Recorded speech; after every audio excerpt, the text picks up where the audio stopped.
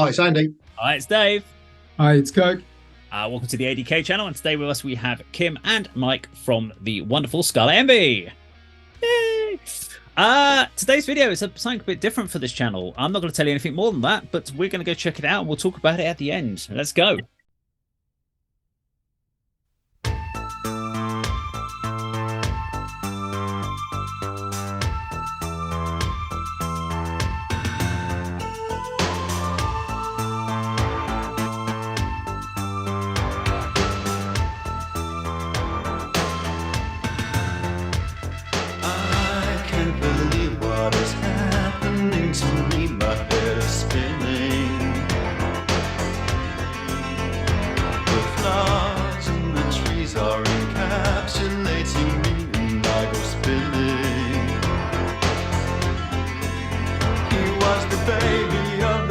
You know, he really didn't know that 1 and 1 was 2, 2 and 2 are 4.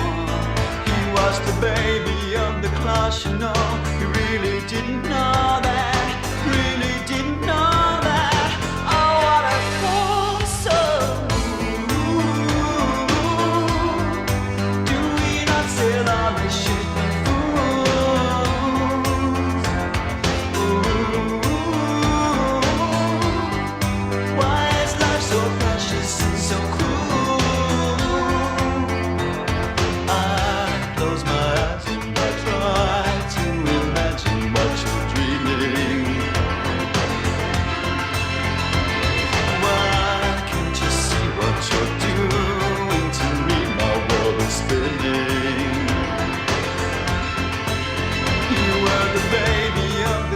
you know, you really didn't know that 1 and 1 was 2, 2 and 2 are 4. You were the baby of the class, you were so young and so uncertain, suffering little children. Oh, what a poor soul. Do we not sail on the ship of fools?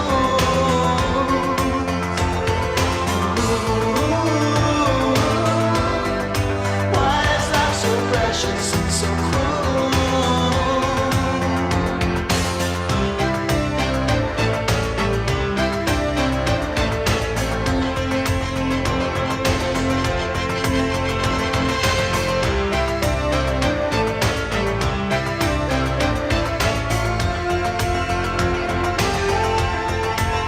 He was the baby of the class, you know, he really didn't know that 1 and 1 was 2, 2 and 2 are 4. He was the baby of the class, he was so young and so uncertain, suffer little children. Oh, what a poor soul. Do we not sail on the ship of fools?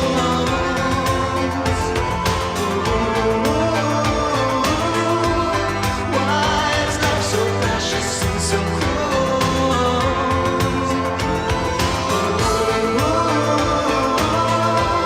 Do we not sail on the ship of fools?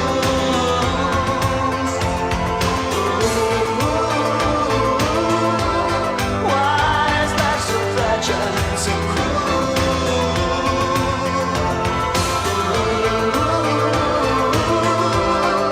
Do we not sail on the ship of fools?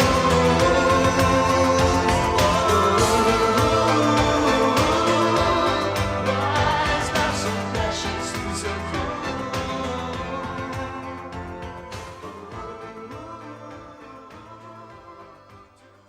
Okay, there we go. Well, Kirk kind of gave it away in the intro there. Because I was about to say, well, it's an unusual song for us on the channel, and we have what's called a guilty pleasures list.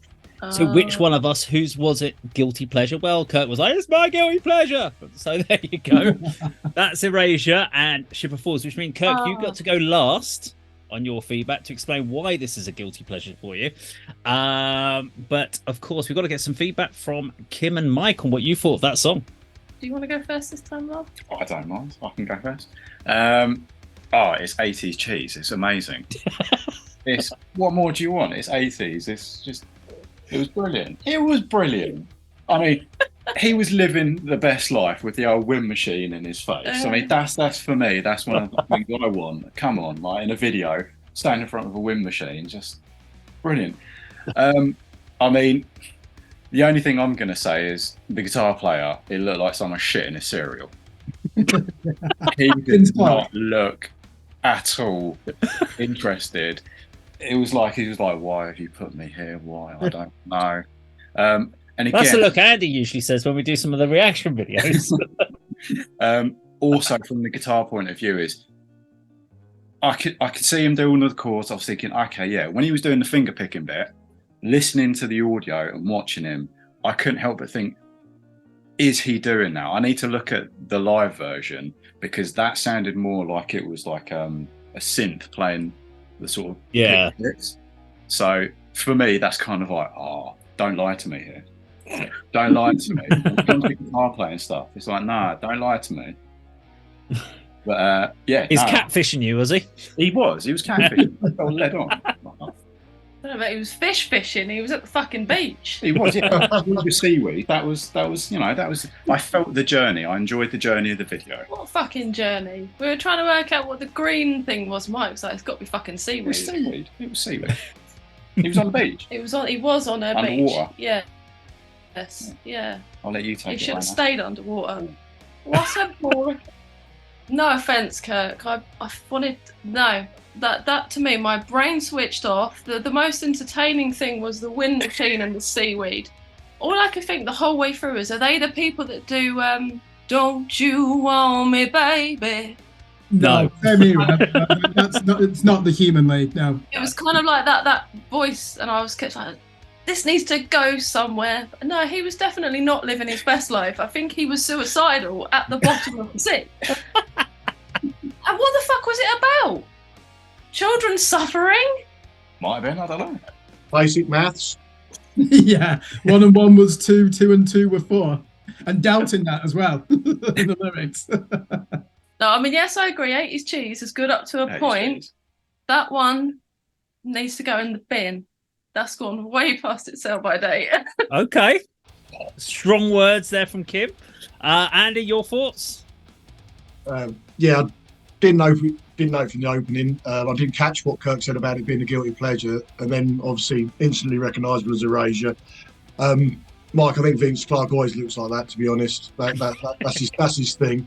I was going to ask you about the guitar playing. So at the beginning, he looked like he was sort of replicating the audio. And then later on, he kind of like wasn't trying so hard to look like he was doing the finger picking elements. But he is a keyboard synth player. So whether he can actually do that, I don't know. That'd be interesting. Perhaps Kirk will be able to tell us that. But yeah, I like a bit of 80s. Well, I really like a lot of 80s stuff. You know, obviously, sort of, you know, as my introduction to music really before metal, when I was sort of below the age of 10, you hear it on the radio.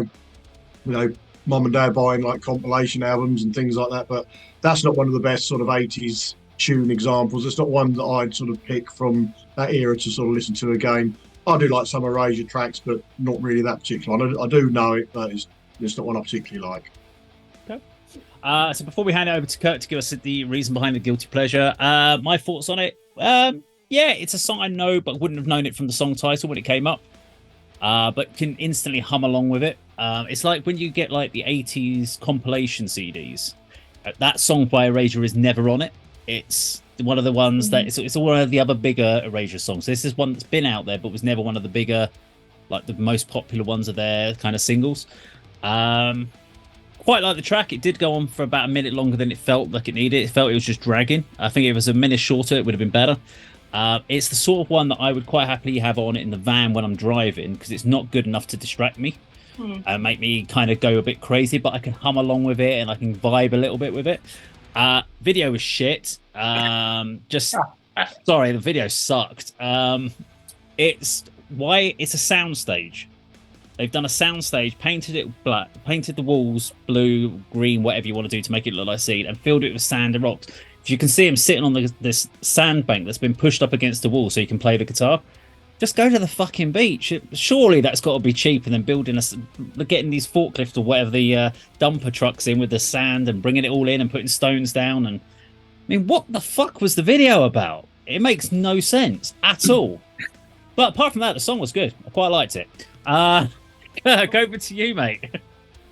Okay, so I'll give some perspective. I don't think this is a guilty pleasure now, because I actually would say, I don't like it, honest, guys. no, I would say this is a genius song. Dave, you're right. It's not one of the more well-known pop singles, is it? You know, because these were a force, certainly in the 80s and early 90s, weren't they? So Vince Clarke was originally a founding member of Depeche Mode, and this is when Depeche Mode were shit. No, those first two albums are just really embarrassing pop music. Vince Clarke leaves, and Depeche Mode go in a darker, more industrial direction. They end up being one of the most influential alternative bands of all time, aren't they? They've probably influenced more metal bands than most metal bands within their own spectrum. So many rock and metal bands cover Depeche Mode and are influenced by them. So they've clearly gone in different directions, haven't they? This song, I love how he projects his voice and increases the volume in the bridge, leading into that chorus, and how he holds on, he clings on to that note. So to me, when I was a child listening to this in the back of my dad's car, he would play music like this and Simple Minds and In Excess and U2 and Pet Shop Boys. And when I listen to that music, I think the songwriting standard is exceptionally high. Just listen to that melody at the beginning, just those four notes, do do do do do, and then they build a whole song around that one synth line. Mike, you're right. There is no live guitar in this. It's all sampled. It was quite advanced for its time. Erasure and Depeche Mode were certainly some of the first pop artists of the 80s to be using samplers. And the person who ran the record label, Mute Records, Daniel Miller, was also in an early experimental electronic band called Fad Gadget. So they do have really good credentials when you look at the background and what they were doing for bringing electronic music into an established pop format. The video itself, I've always liked the video as well.